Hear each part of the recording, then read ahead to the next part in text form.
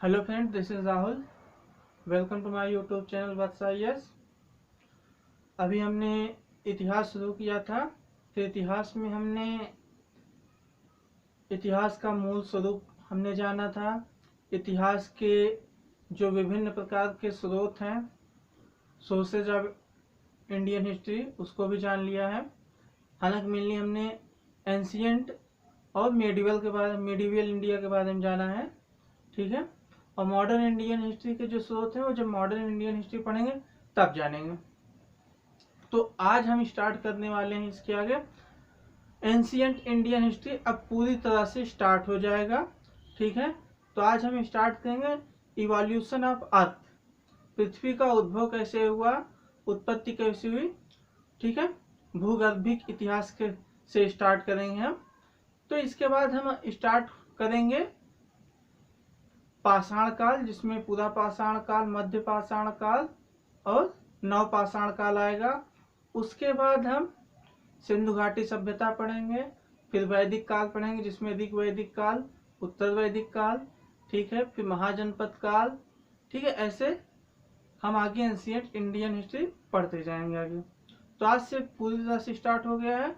तो सबसे पहले हम स्टार्ट करते हैं पृथ्वी की उत्पत्ति कैसे हुई और पृथ्वी का भूगर्भिक इतिहास कैसा है उसके बारे में हम देखेंगे।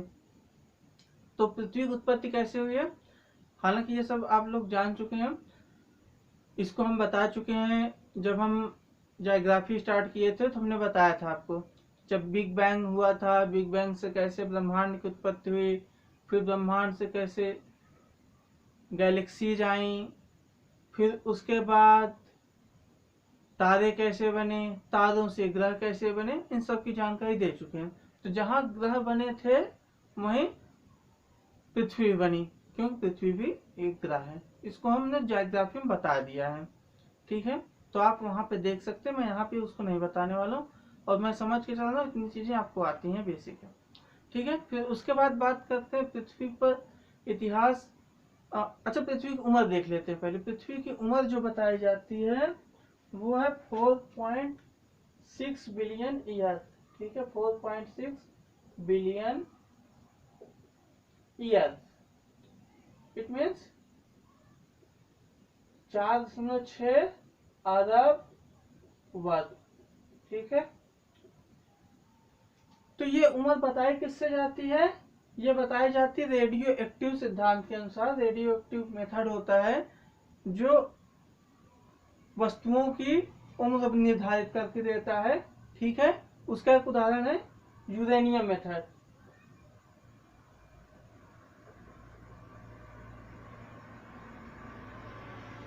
यूरेनियम मेथड, ठीक है। तो जब हम आगे पढ़ेंगे जनरल साइंस तो, और इसके अलावा ज्योग्राफी में, फिजिकल ज्योग्राफी में भी आएगा कि ये यूरेनियम मेथड क्या होता है। ये हम एग्जैक्ट वहां पे बताया जाएगा कि कैसे होता है ये प्रोसेस, सब कुछ डिटेल में पढ़ेंगे। लेकिन अभी इतना जान लीजिए कि यूरेनियम मेथड एक मेथड है रेडियो एक्टिविटी के अनुसार पृथ्वी की उम्र निर्धारित की गई है, ठीक है। तो ये क्या है, 4.6 billion year, age of Earth, ठीक है, एज ऑफ अर्थ है ये बताई गई है 4.6 अरब वर्ष, जो कि यूरेनियम मेथड के द्वारा बताई गई है। यूरेनियम रेटिंग, ठीक है, यूरेनियम रेटिंग मेथड,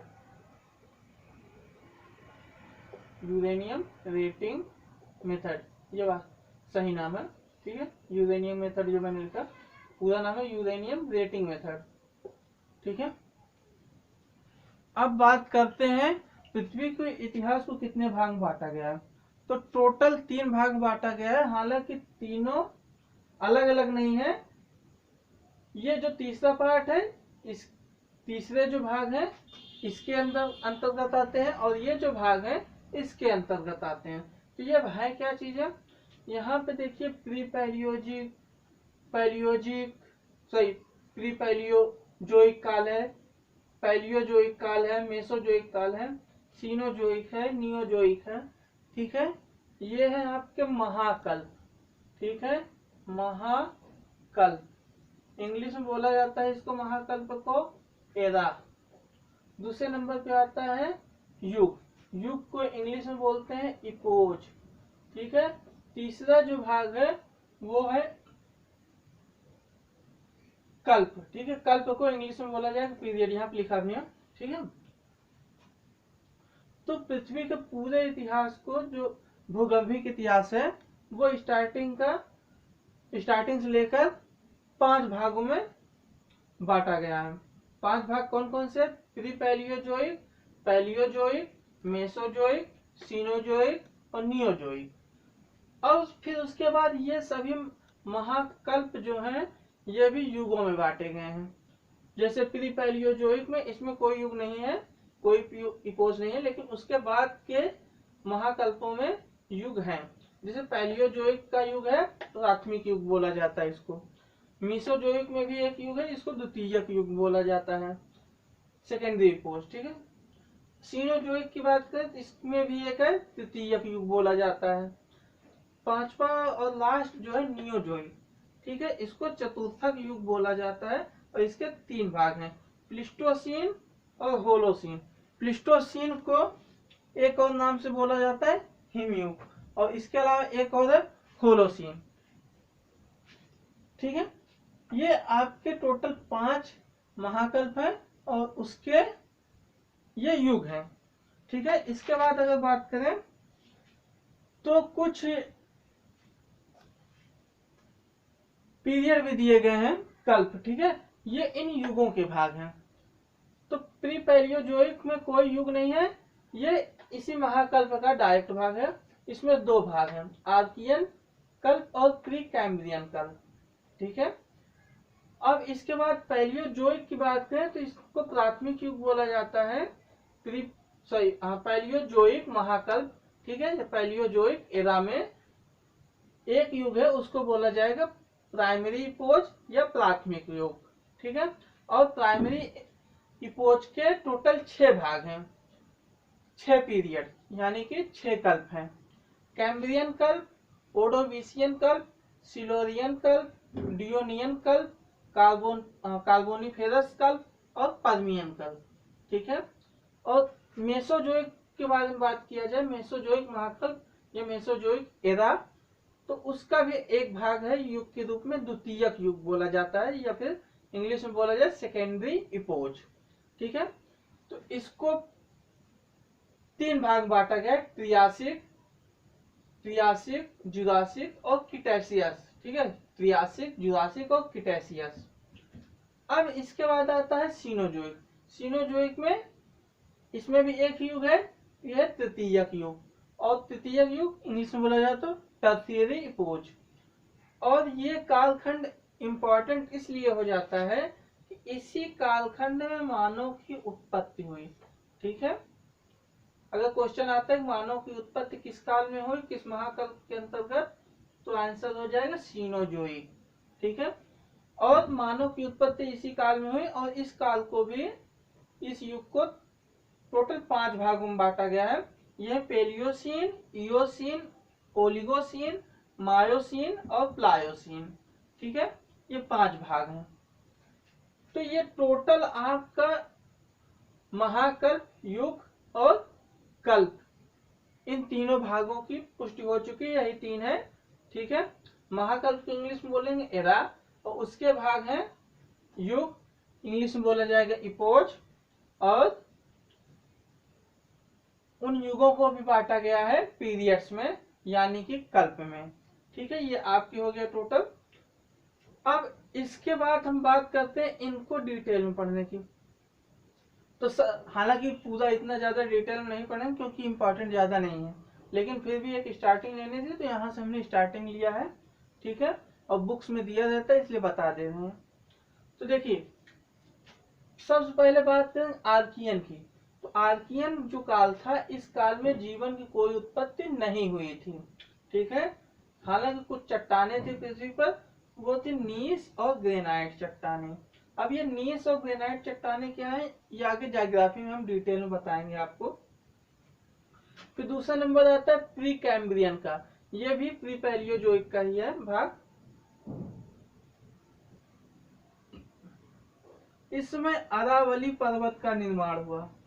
बहुत इंपॉर्टेंट चीज हो जाती है अरावली पर्वत, क्योंकि पृथ्वी पर अगर बात की जाए सबसे पुराना पर्वत जो धरती पे इस समय है उपलब्ध, धरती पर इस समय मौजूद है, वो यही है अरावली पर्वत। ठीक है, सबसे पुराना पर्वत जो धरती पे है, सबसे प्राचीन पर्वत अरावली। और इसी अरावली पर्वत का निर्माण इसी युग में हुआ, प्री कैम्ब्रियन में। और इसके अलावा इसमें और कुछ चीजें हुई। धारवाड़ चट्टानों का विकास भी इसी प्री कैम्ब्रियन युग में हुआ था। अब इसके बाद एक चीज और है, स्थल पर जीवन नहीं था। स्थल पर मतलब जमीन पर जीवन नहीं था, लेकिन गर्म समुद्रों में सूक्ष्म जीवों का विकास प्रारंभ हो गया। समुद्रों में हुआ, लेकिन सभी समुद्रों में नहीं, हर प्रकार के जल में नहीं।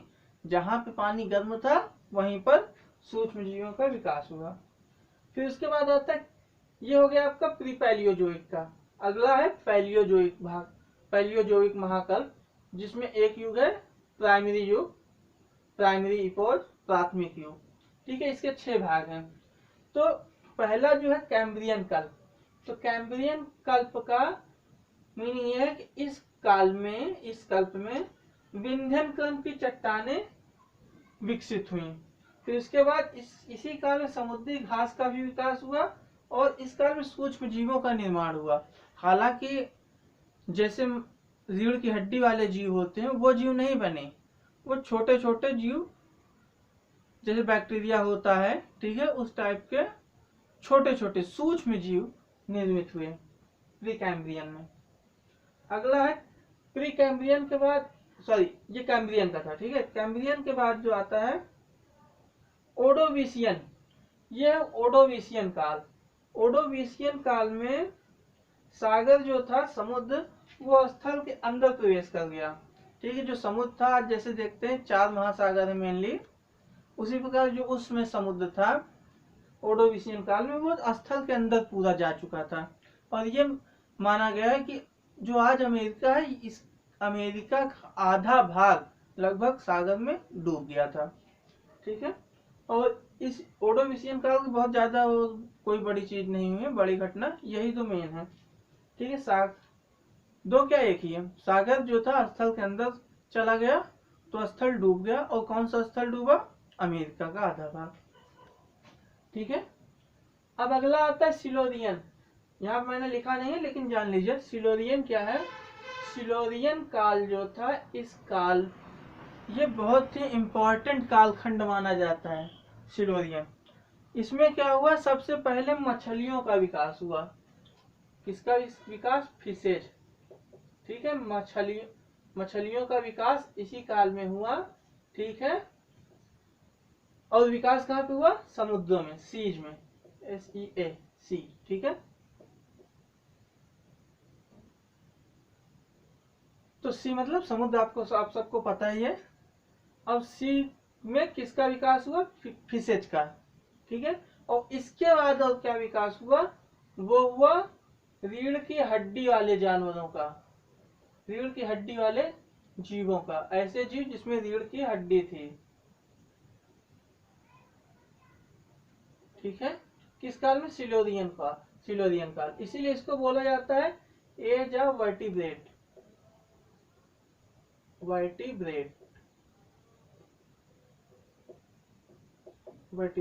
ठीक है, एज ऑफ वर्टिब्रेट, ये सिलोरियन काल है।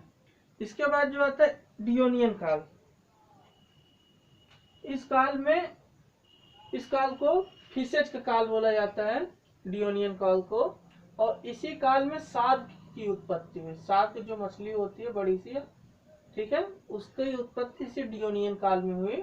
और इसी काल में एक और चीज उत्पन्न हुई, उभयचर, ऐसे जीव जो स्थल पर भी होते हैं और जल में भी, जल और स्थल दोनों जगह रहते हैं, जैसे कि मेढक। ठीक है, ये डियोनियन काल में यह घटना हुई। डियोनियन काल की बात करें तो इस काल में जो पेड़ होते थे वो करीब 40 फीट के होते थे। पेड़ पौधे जो पेड़ होते थे वो 40 फीट के हुआ करते थे, डियोनियन काल। अगला आता है कार्बोनीफेरस काल। कौन सा काल है? कार्बोनिफेरस। तो कार्बोनिफेरस जो था, उभयचरों की उत्पत्ति जो थी वो तो डियोनियन में हो गई, लेकिन उभयचरों ने जो विकास किया अपनी शारीरिक संरचना में वो कार्बोनिफेरस में किया। ठीक है। और इसमें एक और जो नई चीज आती है कार्बोनिफेरस में, पेड़ जो थे वो 40 फीट के हो गए। 40 फीट के पेड़ हुआ करते थे कार्बोनिफेरस में। ठीक है, यही मेन है दो चीजें। उभयचर जो डियोनियन में उत्पन्न हुए थे उन्होंने विकास किया कार्बोनिफेरस युग में, और इसके अलावा पेड़ों की लंबाई 40 से 100 फीट हो गए। अगला जो आता है पैलियोजोइक एरा का जो लास्ट पीरियड है वो है पर्मियन पीरियड।